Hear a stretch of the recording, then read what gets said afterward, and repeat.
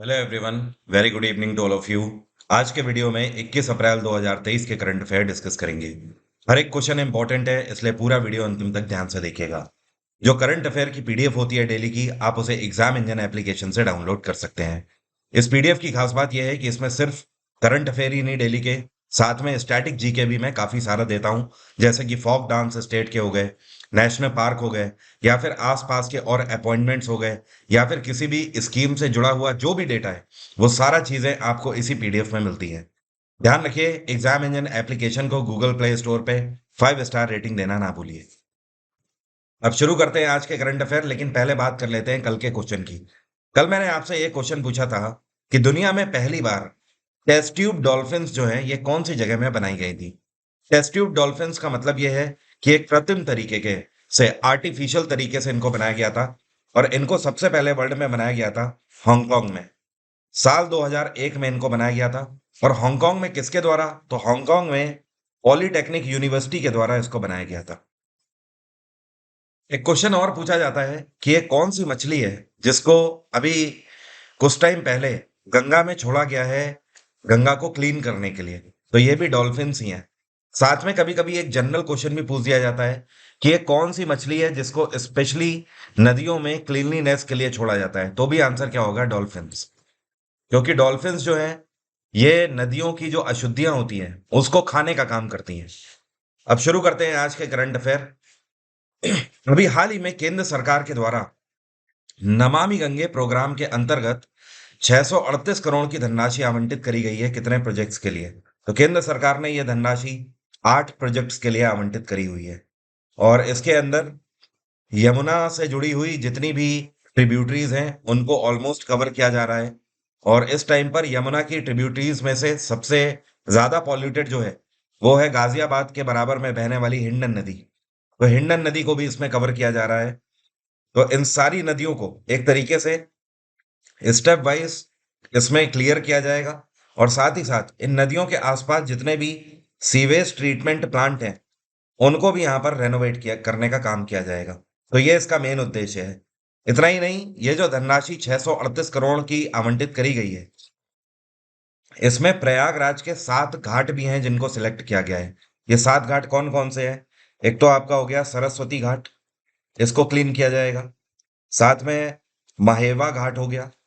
महेवा के अलावा एक और है जो कि सबसे ज्यादा प्रसिद्ध है, इसको बोलते हैं दशाश्वमेध घाट। क्या बोलते हैं? दशाश्वमेध घाट। तो 3 हो गए। इसके बाद चौथा है नौकयान घाट। नौकयान इसको बोलते हैं। कैला घाट हो गया, इसको भी क्लीन किया जाएगा। साथ में ज्ञान गंगा घाट। ज्ञान गंगा घाट। इसके अलावा एक घाट है जिसको बोलते हैं रसूलाबाद घाट। रसूलाबाद। तो टोटल ये 7 घाट हो गए, ये प्रयागराज के हैं। इन सभी को क्लीन किया जाएगा। और ऐसा क्यों कि प्रयागराज के ही फिलहाल ये 7 घाट हैं जिनको कवर किया गया है। आज में कुंभ होने वाला है, इस वजह से इन 7 घाटों को यहाँ पर क्लीन किया जाएगा। अगला क्वेश्चन है, अभी हाल ही में tribal affairs minister Arjun Munda के द्वारा एक logistic development marketing programme launch किया गया है मणिपुर से, जिसका नाम है पीटीपी एनईआर स्कीम। सवाल यह है कि इसका मतलब क्या है। देखिए, यहाँ पर पीटीपी का मतलब है promotion of tribal product. Promotion of tribal product. और एनईआर का मतलब है नॉर्थ ईस्टर्न रीजन। तो जितना भी नॉर्थ ईस्ट रीजन है, मतलब जितने भी उत्तरी पूर्वी राज्य हैं भारत के, वहां पर ट्राइबल कम्युनिटीज जो भी प्रोडक्ट बना रही हैं उनको बेचने के लिए, मार्केट करने के लिए भारत सरकार ने ये प्रोजेक्ट लॉन्च किया हुआ है। क्योंकि जाहिर सी बात है, जो आदिवासी कम्युनिटीज हैं वो प्रोडक्ट तो बना सकती हैं, लेकिन मार्केटिंग करने के लिए पैसा की जरूरत होती है और वो उनके पास है नहीं। तो इसके लिए भारत सरकार ने पीटीपी एनईआर योजना लॉन्च करी है मणिपुर के शिलोंग से। तो यहाँ पर पीटीपी मतलब, इसका मतलब है प्रमोशन ऑफ ट्राइबल प्रोडक्ट। तो दूसरा पी का मतलब है प्रोडक्ट है। ठीक है। वैसे आप ये पूरा ही ध्यान रखने की कोशिश करिएगा, पीडीएफ में आपको इसकी सारी डिटेल मिलेंगी। और पूर्वी राज्य जितने भी, जैसे नागालैंड हो गया, त्रिपुरा, मिजोरम, आसाम, मणिपुर, मेघालय, सिक्किम और अरुणाचल प्रदेश, इन सब में इस योजना के तहत जो भी आदिवासी जनजातियां हैं उनको कवर किया जाएगा। अगला क्वेश्चन है, अभी हाल ही में पूरे भारत भर में महिलाओं के जो सेल्फ हेल्प ग्रुप्स हैं उनको बढ़ाने के लिए संगठन से समृद्धि नाम का कैंपेन किसके द्वारा लॉन्च किया गया है? इसको rural development minister Giriraj Singh के द्वारा लॉन्च किया गया है। देखिए, सेल्फ हेल्प ग्रुप्स का मतलब ये है कि जितने भी ग्रामीण एरिया हैं, वहां पर महिलाओं के अंतर्गत ग्रुप्स बनाए जाते हैं। और ये ग्रुप्स क्या करते हैं, जो ग्रामीण महिलाएं होती हैं उनको साथ में जोड़ने का काम करते हैं, उन्हें शिक्षित भी करते हैं, उन्हें स्किल्ड भी बनाते हैं। मतलब कहने का कि उन्हें कई तरीके की ट्रेनिंग देते हैं, जैसे कि कभी धूप बत्ती बनाने की ट्रेनिंग, या फिर किसी को क्राफ्टिंग में इंटरेस्ट है तो क्राफ्टिंग से जुड़े हुए डेकोर आइटम्स बनाना, या फिर जैसे मान लीजिए खाने पीने के भी कई आइटम होते हैं जो कि बाजार में आराम से बिक जाते हैं, जैसे कि अचार बनाना, ये भी अपने आप में एक स्किल है। तो ये जो सेल्फ हेल्प ग्रुप्स हैं, ये तरह-तरह के से काम करते हैं। इनका मेन उद्देश्य ये है कि ग्रामीण हिस्सों में रहने वाली जो महिलाएँ हैं, उनकी इनकम को बढ़ाना। और भारत सरकार पहले ही पिछले साल के बजट से ही ये टारगेट लेकर चल रही है कि भारत में जितने भी सेल्फ हेल्प ग्रुप से जुड़ी हुई महिलाएँ हैं, वो सब महीने में 1 लाख रुपए तक का व्यापार करें। तो इसके लिए भारत में 9 करोड़ महिलाओं को इसके अंतर्गत जोड़ा जा चुका है। भारत सरकार अगले फेज़ में इसको बढ़ाकर 10 करोड़ करना चाहती है। मतलब इस फेज़ में 1 करोड़ और महिलाओं को पूरे भारत भर से जोड़ा जाएगा सेल्फ हेल्प ग्रुप्स के अंतर्गत। तो ये इसका मेन उद्देश्य है, आप समझ गए होंगे। नाम ध्यान रखिएगा, संगठन से समृद्धि अभियान, जो कि गिरिराज सिंह के द्वारा लॉन्च किया गया है। और इसके अंतर्गत कई बैंकों को भी हमेशा से जोड़ा जाता रहा है। और जैसे कि एसबीआई कई बार सेल्फ हेल्प ग्रुप से जुड़ी हुई महिलाएं जो कि अपना खुद का काम करती हैं, उनके लिए घटे दरों पर लोन फैसिलिटी देते रहते हैं। और सबसे बड़ी बात यह है कि इस बार इसको G20 कैंपेन से भी जोड़ा गया है। तो इसको बहुत ज़्यादा बेनिफिट मिलने वाला है इस बार। ये क्वेश्चन बहुत इंपॉर्टेंट है, बहुत ही इंपॉर्टेंट न्यूज़ है, एक तरीके से हर एक एग्जाम में पूछा जाने वाला ये क्वेश्चन है। अभी हाल ही में केंद्र सरकार के द्वारा एक ऑयल जेटी लॉन्च करने का फैसला लिया गया है गुजरात के कांदला पोर्ट में। पहले इसको कांदला पोर्ट बोला जाता था, अब इसका नया नाम है पंडित दीनदयाल उपाध्याय इंटरनेशनल पोर्ट। तो सवाल यह है कि ये जो नई ऑयल जेटी कांदला पोर्ट को दी जा रही है, इसके लिए कितनी धनराशि आवंटित करी गई है। तो ये जो ऑयल जेटी है, ये लाई जा रही है 123.40 करोड़ की मदद से। अब सवाल ये उठता है, ये ऑयल जेटी करेगी क्या। देखिए, जैसे आप ये मान लीजिए कि ये है कांदला पोर्ट का नक्शा, ठीक है। अब यहाँ पर क्या है कि कांदला पोर्ट में पोर्ट तो बहुत बड़ा है, दुनिया भर से यहाँ पर कई सारे शिप्स आ रहे हैं। अब शिप से जो भी माल उतरता है, उनको एक से दूसरी जगह ले जाने का भी काम होता है। तो इस टाइम पर कांदला पोर्ट में 70% जो ट्रांसपोर्ट है, वो पूरा आपका होता है किसके द्वारा, रोड के थ्रू। मतलब इस पोर्ट के अंदर ट्रक वगैरह चलते हैं जो कि एक जगह से दूसरी जगह सामान को ले जाने का काम करते हैं। 70% ट्रांसपोर्ट रोड ट्रांसपोर्ट है। इसके अलावा अगर बात करी जाए तो 10% रेल के थ्रू किया जाता है। इसके अंदर ही रेल भी चलती है अपनी, प्रॉपर एक ट्रैक बना हुआ है। तो 10% ट्रांसपोर्टेशन इससे होता है। लेकिन इससे होने की वजह से क्या होता है, टाइम बहुत लग जाता है और पैसे की खपत भी ज्यादा होती है। तो किया क्या गया है कि ये जो ऑयल जेटी है, ये पानी के ही रास्ते से एक से दूसरी जगह पोर्ट में इसे पहुंचाने का काम करेगी। इससे फास्ट ट्रांसपोर्टेशन भी हो जाएगा और पैसे की भी खपत कम होगी। और बाकी का जो 20% है, वो पाइपलाइन के थ्रू एक से दूसरी जगह तेल पहुंचाया जाता है। ये जो नई ऑयल जेटी होगी, ये हर तरीके के तेल को कार्गो में भर के एक से दूसरे स्थान ले जाने का काम करेगी। तो अल्टीमेटली आप ये समझ लो कि कांदला पोर्ट को मिलने जा रही है एक नई ऑयल जेटी। अगला क्वेश्चन है, प्रधानमंत्री नरेंद्र मोदी के द्वारा अभी हाल ही में आज तक का पहला ग्लोबल बुद्धिस्ट समिट इनॉग्रेट किया गया कौन से शहर में। तो पीएम नरेंद्र मोदी ने भारत की राजधानी नई दिल्ली में पहला ग्लोबल बुद्धिस्ट समिट अभी हाल ही में लॉन्च किया है। अब सवाल यह है कि ग्लोबल बुद्धिस्ट समिट का मेन उद्देश्य क्या है। देखिए, इसका मेन उद्देश्य एक नहीं है, कई सारे हैं। भारत की कल्चरल डाइवर्सिटी को पूरे वर्ल्ड में इंट्रोड्यूस कर रहा है ये समिट। ये समिट ये बता रहा है कि भारत में एक नहीं, डिफरेंट डिफरेंट तरीके के कल्चर सब एक साथ रहते हैं, डिफरेंट डिफरेंट तरीके के त्योहार मनाए जाते हैं, डिफरेंट डिफरेंट लैंग्वेजेस के लोग हैं आपस में और सामंजस्य बिठाकर रहते हैं।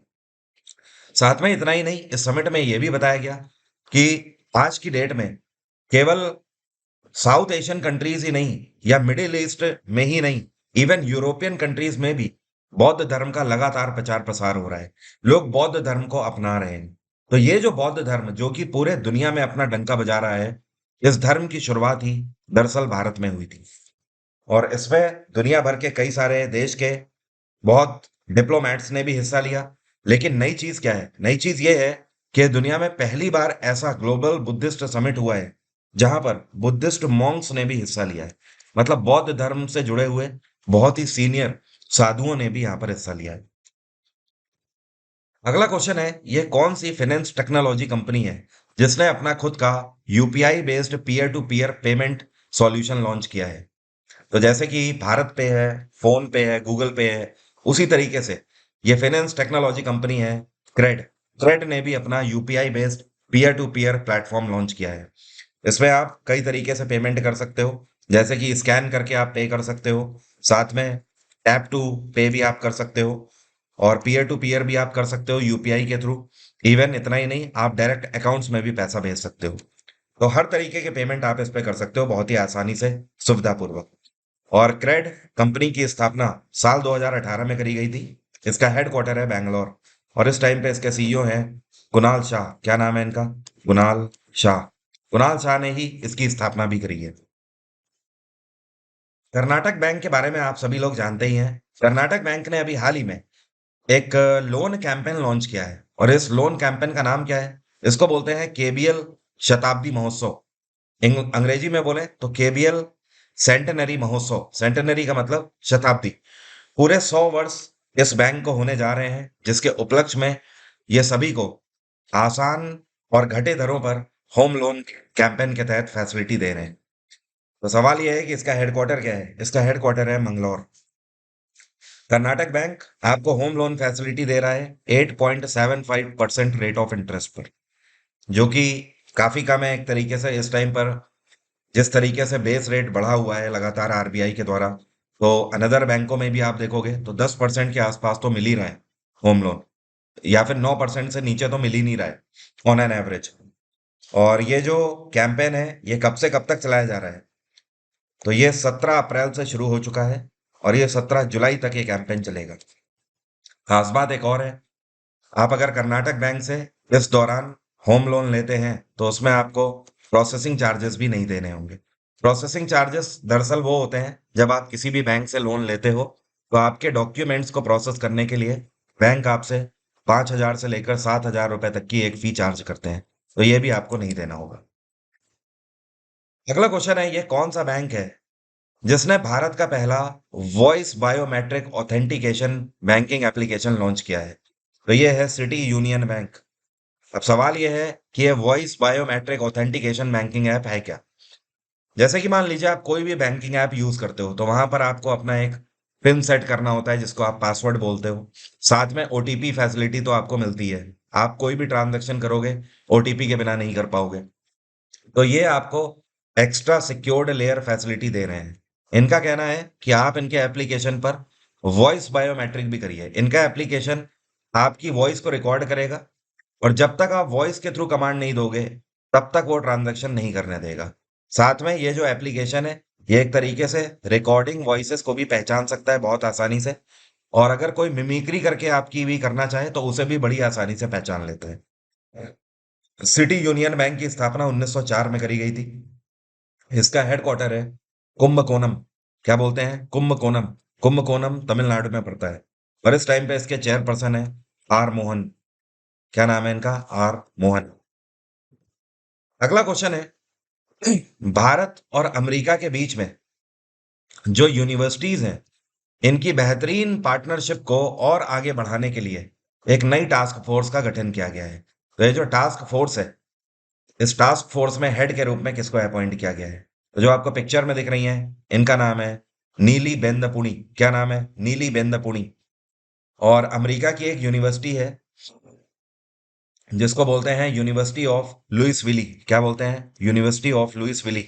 उसमें पहली महिला प्रेसिडेंट के रूप में नीली बेंदपुड़ी को अपॉइंट किया गया था। तो भारतीय मूल की नीली बेंदपुड़ी, जो एक नई टास्क फोर्स बनाई गई है, इसकी अध्यक्ष होंगी, और ये भारत और अमेरिका के बीच में जो यूनिवर्सिटीज हैं उनकी जो पार्टनरशिप है उसको एक्सपेंड करने में मेन रोल प्ले करेंगी।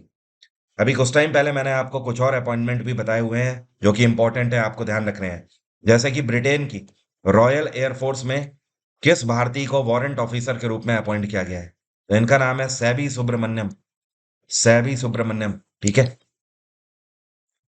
अगला क्वेश्चन है, अभी हाल ही में 2023 के मैल्कम आदि शेशिया पुरस्कार से किसको सम्मानित किया गया है? तो इस बार का मैल्कम आदि शेशिया पुरस्कार दिया गया है उत्साह पटनायक को। और अगर बात करी जाए 2022 का किसको दिया गया था? 2022 का अवार्ड ये दिया गया था किसको? तो इनका नाम है प्रभात पटनायक। प्रभात पटनायक। और उत्साह पटनायक कौन है? ये अर्थशास्त्री हैं भारतीय मूल की। प्रभात पटनायक भी भारतीय मूल के अर्थशास्त्री हैं, इकोनॉमिस्ट हैं ये। तो ये जो प्राइस है मैल्कम आदि शेशिया पुरस्कार, ये अर्थशास्त्र के क्षेत्र में दिया जाता है। अगला क्वेश्चन है, वर्ल्ड लिवर डे कौन सा दिन मनाया गया? तो लिवर दिवस 19 अप्रैल को मनाया जाता है। और इस बार की इसकी थीम थी be vigilant, do a regular liver checkup, fatty liver can affect anyone.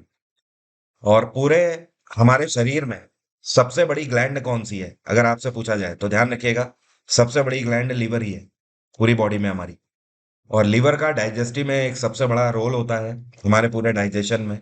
और अगर लीवर अफेक्ट होता है तो जाहिर सी बात है हमारी बॉडी में सबसे पहले वो मेटाबॉलिज्म को अफेक्ट करना शुरू करता है। अगर आपसे पूछा जाए हमारे शरीर में लिवर के बाद दूसरी सबसे बड़ी ग्रंथि कौन सी है, तो आंसर होगा पैंक्रियास। क्या बोलते हैं? पैंक्रियास। और इंसान में जो लीवर का वजन होता है ये कितना होता है? लीवर का वजन करीब करीब आप ये मान के चलिए 1.5 किलो के आसपास होता है, 1.5 kg। अगर आपसे पूछा जाए हार्ट का वेट कितना होता है, हमारे हृदय का वजन, तो ये करीब आप मान लीजिए 280 ग्राम से लेकर 350 ग्राम तक होता है।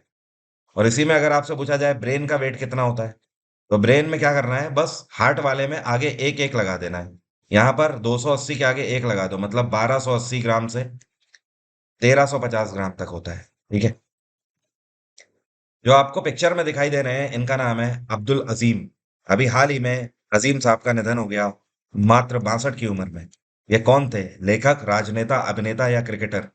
तो ये एक भारतीय क्रिकेटर थे।